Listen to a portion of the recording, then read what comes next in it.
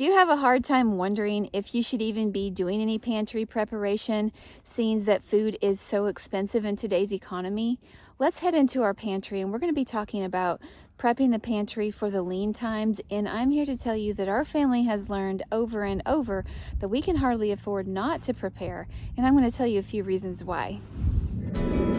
Welcome to Ridgehaven Homestead. From the mountains of Upper East Tennessee, we share snippets of our off-grid life, cabin build, and garden blessings.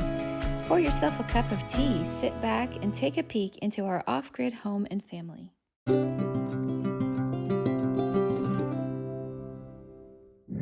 Welcome back to the pantry. We often think about emergency prepping and pantry stock-ups as something to do for a disaster or unpredicted event. Now, these are practical reasons to keep our supplies stocked up and to try to keep basic bulk items in our pantries. Having had Hurricane Helene hit our area, we saw that having emergency prepping supplies can mean the difference between life and death. But sometimes, no matter how much we prepare physically, those supplies can get destroyed in an instant. So for this reason, I just try to keep it all in its proper perspective. I believe that we should endeavor to prep as best we can, and then after that, we leave it in God's hands because all this could be destroyed just like that. Aside from natural disasters, war situations, and extreme economic setbacks, which all of those are realistic reasons to prepare, we have seen that there are times when we absolutely need our prepping supplies, and we find these situations to be unpredictably predictable. We don't always know when they're going to come, but we know that they will come. Let me give you an example. You may have noticed that here recently, I have taken a break from my stock up and prepping videos. That's not because I have lost heart, it's just because we currently are in a lean situation because of the nature of our work. We haven't done a grocery haul for a couple weeks, and I've even felt a little bit of stress seeing us start to kind of eat through our supplies that I have set aside for a rainy day. But since we do have seasonal work, we are in the middle of the lean time. During the winter, my husband always stays busy, but his crew is not able to work as much during the winter as they can during sunny, dry times. Currently, we have snow on the ground. There's been a lot of rain, which makes a lot of mud. And so people don't appreciate having heavy equipment land on their lawns to tear up their nicely manicured lawns. And so usually they want to wait until a more opportune time for my husband to come and trim their trees or take them down. So we are predictably in a slump, which we kind of know that it's happening. Sometimes we ride it out a little bit better, and sometimes the work goes a little bit more consistently, but it just a lot depends on the weather, and you can't necessarily predict when a sickness is going to come. So if a sickness goes through his crew, then you're kind of crippled as well. And so all those things contribute to create lean times in our family. And so I have set aside stocking up because we simply can't afford it right now. We can afford very basic things, but the extras we're just putting on hold. And I think a lot of people are going through this. A lot of people go through this during the winter time as well. After the holidays, after Christmas, people realize, hey, the debt is higher than the income. And so a lot of times people tighten the belt a little bit at the first part of the year. So, well, my philosophy is to consistently be prepping a little at a time. We've put that on hold, and I haven't lost heart. Now we are reaping the benefits of the times that we have prepped in the past. And so we see it come full circle. Even though I don't like to eat through our supplies, that's what they're there for, right? That's exactly why we are prepping. And so we're reaping the benefits not only of the things that we have bought and stocked up on, so to speak, we are reaping the benefits of the things that we've grown in the garden, the jars of green beans, the jars of applesauce, the things that we've done, the work that we've put in before is now serving us very well now. Of course, we are always eating the things all through the year, but especially during the times when we have kind of put on hold additional spending, then we can eat through these things. Now, we are not I've seen some people on YouTube and they have taken like a challenge where they'll go so long from eating exclusively from their pantry, and that's so commendable to me. So far we've not tried that. I don't know, sounds like an amazing challenge, and I'm like, kudos to those people who can go 90 days just eating out of their pantry. I'm so impressed, so impressed. That is something that I strive for, but I'm not there yet. So we don't keep a huge stock. We would like to add more to our stock, but we just simply have a little pantry here. And so we can only do what we can do. And so I want to encourage you that if you just have a small closet, buy a few cans. If you have a slightly larger space, then you might be able to do more. But try to be creative in thinking of the places where you can tuck food away. I've seen people who store jars and cans under their beds, on the floor of their closets, lots of little places that you can tuck things. And I think everybody can do a little bit of prepping. We just have to get kind of creative with how we do it. Keep an eye out for bargains. And if you can only grab 5 extra cans per week, at the end of a month, you'll have 20 extra cans. That's going to be above and beyond what you would normally eat in that week. But I think we kind of get this prepping mentality, thinking like, I have to go get a pallet of whatever it is. And I mean, I get in that mentality too. I think, well, I should go get a lot of things so that we are just like ready. I think we have to make it practical, otherwise we're not going to do it long term. And that's what we are learning. A little bit per week, even if it's $5 a week. And if you can't do it in a certain season, then you will be thankful for the times that you have had to put a little bit aside. That's kind of what we are learning now, and we're benefiting from it. I'm super, super thankful that we took the time to can some things and to, we've looked for things in bulk. We like to go to the grocery outlet or sometimes the dollar store, Dollar Tree, and we just kind of look for any place that we can find that's economical, good, healthy food. If you're familiar with the Bible story of Joseph, you'll know that he showed his wisdom when he recommended that Pharaoh set 20% of what they were growing aside for the 7 years of famine that was coming. So they had 7 really, really good years where they produced an abundance, and rather than just living in that abundance and living like kings, they took a portion of it and set it aside where they didn't touch it. And so I think that we can learn from that situation and do the same thing. And then when you are in a lean time, there is no shame in using your store, as long as you keep in mind that we're using it now and we're going to try to stock it up later. And then we will always have a store, whether it's big or small. It's been really a blessing this particular week because we've had 2 of our family members who were quite sick. I'm talking about really sick.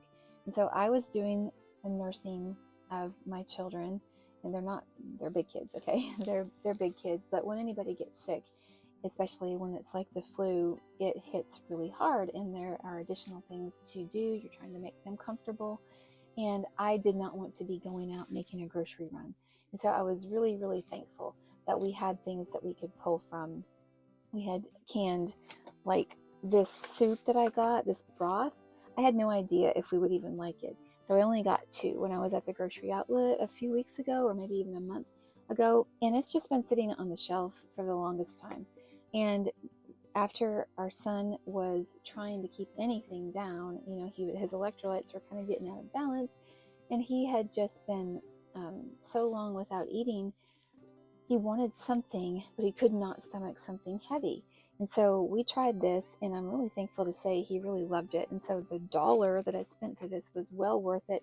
And because I was so intensely kind of taking care of him, I asked my husband, hey, can you stop by the grocery outlet to see if they have any more of this broth?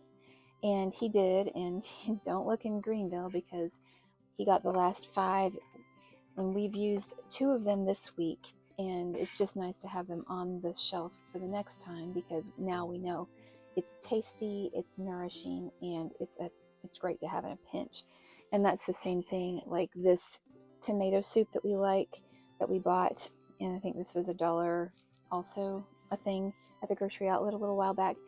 I didn't know if we would like it, and so I got several, but we really do like that. Now we've got other flavors of soup that we didn't like as well.